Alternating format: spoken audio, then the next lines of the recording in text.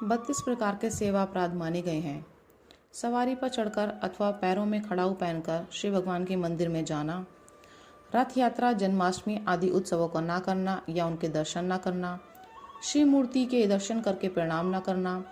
अशुचि अवस्था में दर्शन करना, एक हाथ से प्रणाम करना, परिक्रमा करते समय भगवान के सामने आकर कुछ ना रुककर फिर परिक्रमा करना अथवा केवल सामने ही परिक्रमा करते रहना, श्री भगवान के श्री विग्रह के सामने पैर पसार कर बैठना,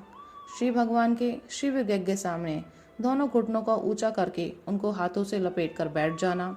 श्री भगवान के श्री विग्रह के सामने सोना, श्री भगवान के श्री विग्रह के सामने भोजन करना,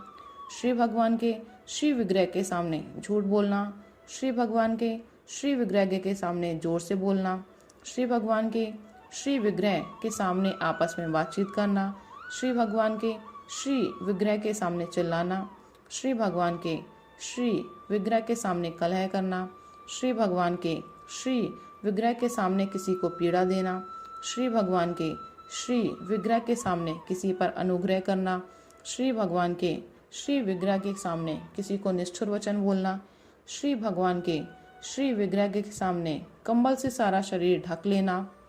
श्री भगवान के श्री विग्रह के सामने दूसरे की निंदा करना, श्री भगवान के श्री विग्रह के सामने दूसरे की स्तुति करना,